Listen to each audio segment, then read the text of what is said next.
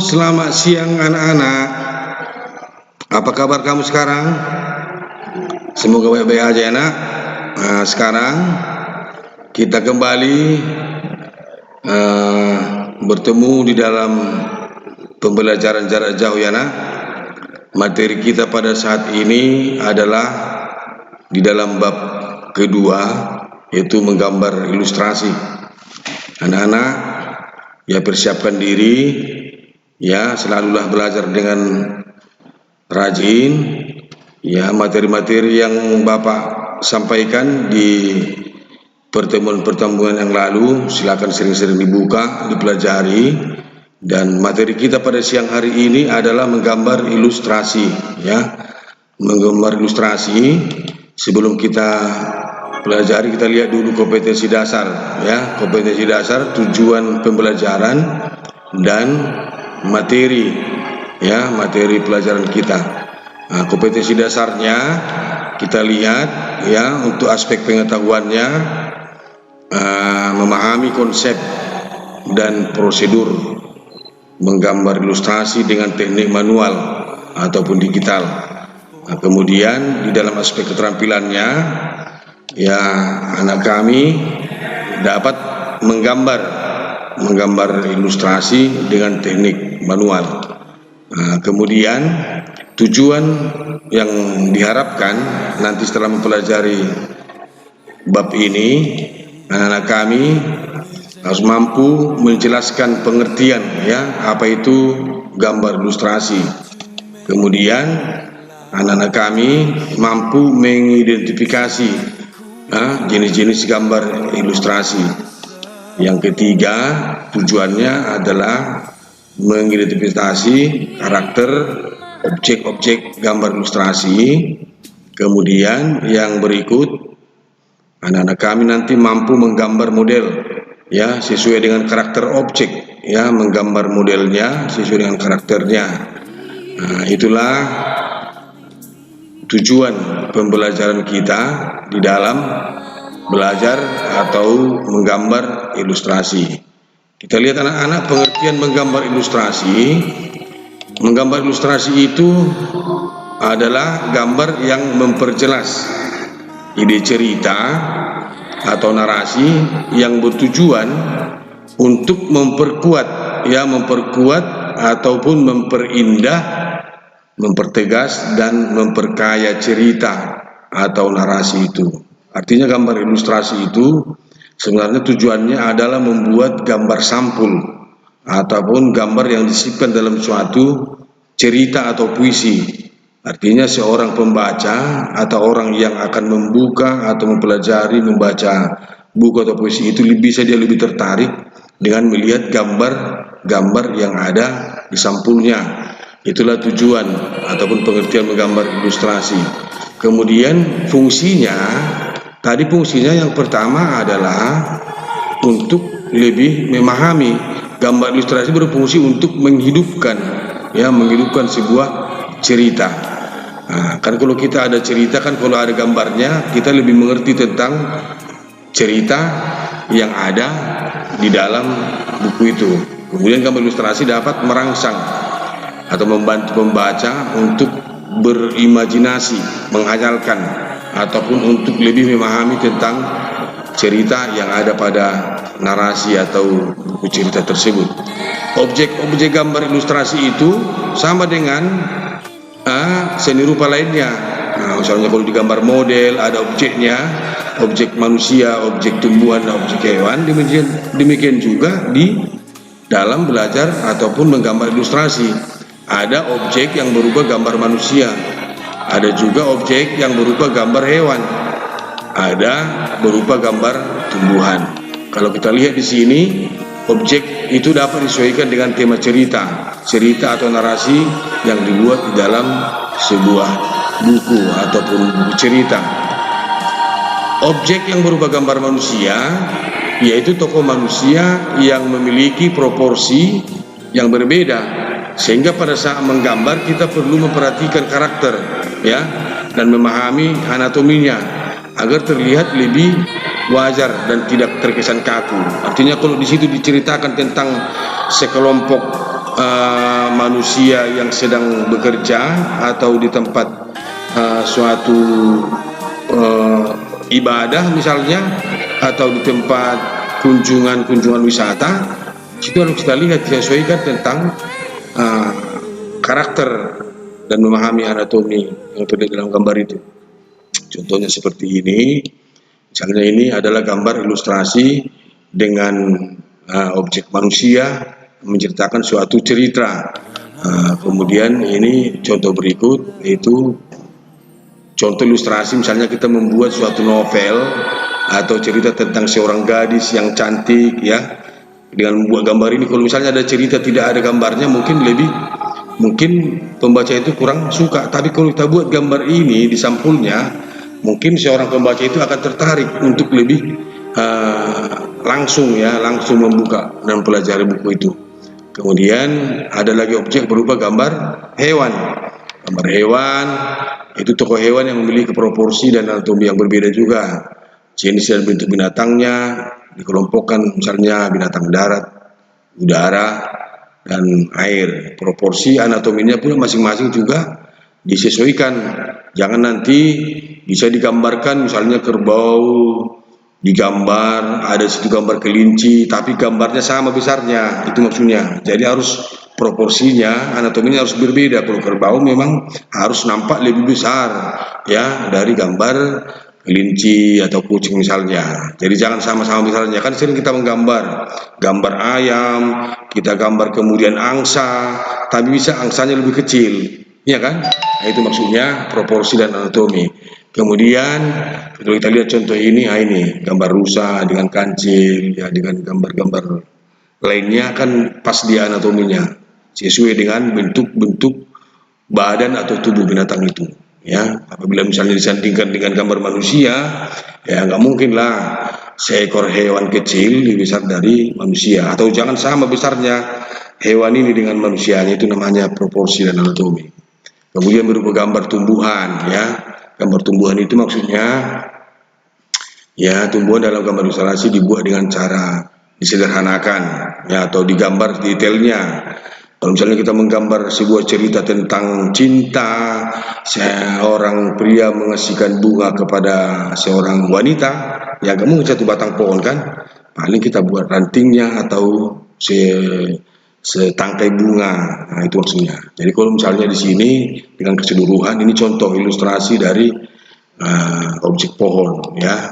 Ini objek tumbuhan, pohon, ada padi, ada pohon-pohon, hutan-hutan kecil, ada pondok. Kalau misalnya seperti ini sampul buku cerita atau narasi, berarti kita akan memahami bahwasanya di dalam buku itu ada cerita tentang seorang petani misalnya.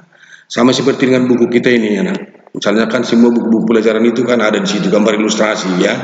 Gambar ilustrasi seperti ini, dengan melihat buku ini, walaupun tidak ada judul seni budaya ini, tapi dengan melihat gambar-gambar yang ada di sini, oh berarti ini buku adalah tentang seni budaya.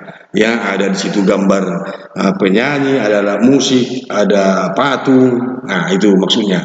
Artinya gambar ilustrasi itu saling berhubungan dengan isi cerita. Artinya berhubungan dengan buku ataupun cerita ataupun majalah yang ada di dalam sebuah, atau cerita yang ada dalam sebuah buku. Itu maksudnya, artinya ilustrasi gunanya untuk memperjelas, mempertegas isi daripada cerita atau ide.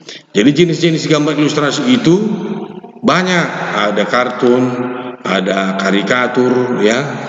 Ini ada komik, kemudian ada juga karya sastra seperti novel, ya, buku-buku cerita, kemudian ada fignet, film kartun, ya. Kita lihat kartunnya kan seperti apa. Coba kita lihat dulu, misalnya kartun itu ilustrasinya seperti apa. Misalnya kalau kartun itu dapat berupa tokoh manusia, dapat berupa hewan, yang berisi cerita humor yang bersifat menghibur. Ya, misalnya seperti ini, karena ada buku-buku cerita seperti ini, mungkin pernah anak-anak lihat, ya kan?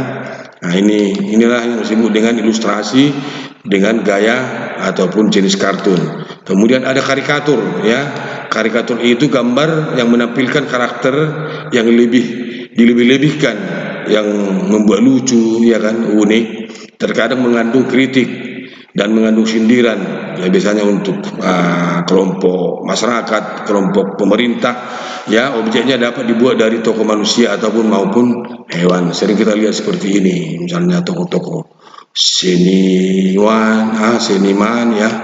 Ini misalnya tokoh-tokoh, ya, pemburu cinta, ya kan. Itulah karikatur. Kemudian lagi komik, ya, komik ilustrasi yang terdiri dari rangkaian gambar yang saling melengkapi dan memiliki alur cerita. Itulah komik. Contohnya seperti ini, dibuat gambar seperti ini lucu, ya kan. Mungkin anak-anak kami sering melihat gambar-gambar komik, ya, barangkali di WA grup pun, di WA kita kan sering dimunculkan orang gambar-gambar komik. Ini contohnya.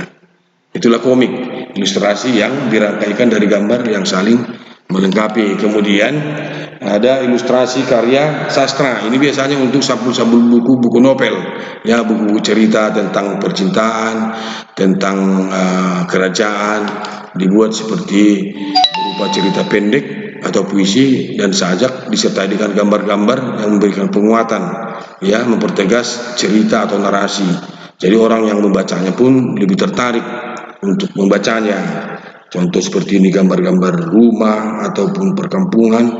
Dengan membuat gambar seperti ini, artinya kan kita bisa imajinasi kita, hayalan kita bisa membayangkan bahwasanya di dalam buku itu sebelum kita baca sudah kita bisa reka, ya, kita pasti agak-agak tahulah tentang cerita yang ada dalam buku itu dengan melihat sampulnya. Kemudian seperti ini, kalau ada buku yang berilustrasi seperti ini sampulnya, berarti akan kita lihat bahwasanya itu tentang cerita-cerita perpolitikan yang bagaimana jadinya, bagaimana akhirnya ada politik itu yang bagus, ada yang saling memakan, contoh lah. Itu kan tadi ilustrasi bisa sebagai kritik dan sindiran. Kemudian fignet, ya, fignet itu juga bagian dari ilustrasi yang berbentuk dekoratif. Fungsinya adalah sebagai pengisi bidang kosong, ya, pada kertas narasi atau cerita dengan cara menyisipkan gambar. Kalau fignet ini biasanya kan, kalau kita misalnya menulis suatu puisi di dalam satu lembar kertas, kan ada kadang-kadang di dalam bait-baitnya itu ada kertas-kertas kosong, kertas lowong. Jadi supaya seimbang kelihatannya, kita buatlah gambar-gambar di situ, gambar fignet. Contohnya seperti ini, kita tempelkan atau kita sisipkan. Itulah jenis-jenis gambar ilustrasi. Kemudian alat-alat nanti yang perlu dan bahan yang akan kita gunakan, yang anak-anak kami pakai di dalam mempelajari atau menggambar gambar ilustrasi, ada berupa teknik kering, ada teknik basah. Berarti teknik kering itu misalnya pensil, arang, ya, kenal arang kan, krayon, charcoal atau pulpen. Kemudian teknik basahnya, ya, seperti yang biasa kita lihat, cat air, ya, ada tinta bak, cat poster yang seperti pastel itu kan, ada cat akrilik, cat minyak yang sering kita gunakan di dalam kehidupan kita sehari-hari. Nah, contoh, ya, kita lihat contoh alat dan hasil gambar dalam teknik kering. Misalnya kalau memakai pensil, ya, pensil apa saja yang kita pakai, yang biasanya dipakai untuk melukis atau menggambar ilustrasi itu adalah jenis pensil ukuran 2B, ya. Yang biasa kita pakai di sekolah itu kan pensil HB yang keras, 2B itu dan 6B itu sangat lunak. Ya, gambarnya seperti ini, ya, seperti yang kita pakai pensil 2B dalam ujian komputer karena. Kemudian hasil gambarnya bisa seperti ini. Contoh gambar dengan menggunakan pensil. Kemudian teknik kering lainnya ada arang, ya. Arang yang digunakan pun bukan sembarang arang, tapi arang yang terbuat dari bahan kayu, jangan dari sabut kelapa. Contoh ini ada gambarnya, kemudian hasil gambarnya ya seperti ini, kayaknya gambar yang hitam putih aja kena. Kemudian berikut ada krayon atau pastel, ya, yaitu krayon yang memiliki banyak variasi warna, digunakan dalam menggambar ilustrasi apabila kita menginginkan variasi warna yang berbeda-beda. Ini contoh satu krayon yang warna hitam, kebetulan Bapak buat di sini contohnya, tapi hasil gambarnya krayon menggunakan dengan variasi warna. Nah, kemudian yang berikut adalah karkol. Karkol ini pun agak-agak mirip seperti pensil warna, ya, dengan lapisan kertas sebagai pembungkusnya. Lihat contoh, ini dia seperti kapur tapi dibungkus. Ini macam krayon juga memang. Nah, hasil gambarnya bisa dibuat seperti lukisan dengan menggunakan pensil warna. Nah, itulah contoh, ya, contoh-contoh yang digunakan menggunakan alat-alat keras atau alat-alat kering. Yang terakhir ini pulpen, ya. Pulpen juga berguna untuk menggambar ilustrasi dengan karakter tegas pada garis-garis gambarnya. Kita lihat contoh ini. Pulpen apa saja pun bisa, tapi yang biasanya digunakan pulpen yang tinta-tinta kering. Nah, kemudian contoh alat hasil gambar dengan tinta basah. Tinta basah itu adalah seperti cat air yang biasa kita pakai, yang harganya murah, terjangkau, ini tinta, ya. Kemudian ada lagi gambar-gambar yang lain. Jadi anak-anak kami di dalam menggambar ilustrasi itu tentu ada proses ataupun langkah-langkah, ya. Bentuk yang digambar harus dapat memperjelas atau mempertegas atau memperindah cerita narasi tadi. Kemudian yang perlu dijaga di situ, ya, dan yang paling perlu kita kuasai tentang garisnya, bentuk, pemberian warna disesuaikan dengan keseimbangan komposisi atau proporsinya, supaya kesatuan antara gambar dan narasi itu bisa terlihat bagus. Seperti ini, ya. Ini merupakan skema atau sketsa gambar ilustrasi. Nah, kemudian tahapan-tahapan, ya, tahap-tahapnya menggambar ilustrasi nanti yang bisa kamu latih. Yang pertama, tentukan dulu tema gambar, ya. Tema gambar itu maksudnya kalau dalam cerita judulnya apa. Kalau misalnya judul ceritanya misalnya contoh memancing, ya, ini temanya memancing misalnya. Kemudian nanti bisa dibuat langkah berikutnya menentukan jenis gambarnya, ya, gambar apa yang dibuat. Kalau dalam memancing itu tentunya di situ harus ada waduk atau kolam atau sungai, ya. Udah kita buat itu dalam benak kita. Nah, kemudian sesudah kita tentukan yang kedua tema dan jenis gambarnya, kemudian iramanya. Iramanya maksudnya komposisi, proporsi, keseimbangan daripada gambar tersebut, supaya nanti kelihatannya jangan nanti lebih lebar kali daripada sungai. Nah, kau gambar nanti misalnya di situ pemandangan, kemudian ada di situ setumpuk sawah, tetapi lebih besar kalinya dari sawahnya. Nah, nggak mungkin kan? Berarti harus ada keseimbangannya, ada iramanya, komposisinya, keseimbangan, kesatuan pada objek gambar tersebut. Kemudian menggambar sketsa, sesudah ada tema, ada jenis gambar yang mau kita tentukan. Kemudian kita buatlah sketsa. Sketsa itu kan berupa gambar-gambar halus menggunakan pensil, ya, pensil yang tajam. Kemudian nanti kita reka-reka dulu gambarnya, gambar pegunungan atau gambar kali, gambar sawahnya. Nanti sudah dapat sketsanya, baru lanjutkanlah dengan memberikan arsiran ataupun warna pada objek gambar tersebut sesuai dengan karakter cerita yang mau anak-anak kami buat. Nah, barangkali itulah materi pembelajaran kita tentang gambar ilustrasi ini. Kemudian supaya lebih memahami, nanti buka buku paket kita, ya, nak, buku paket seni budaya bab kedua, nanti coba dipelajari lebih banyak di situ tentang menggambar ilustrasi. Kemudian tugas, ya, ini tugas coba kalian kerjakan. Yang pertama, uji kompetensi untuk melatih pengetahuanmu. Nanti coba dulu tuliskan dalam selembar kertas, yaitu pengertian menggambar ilustrasi.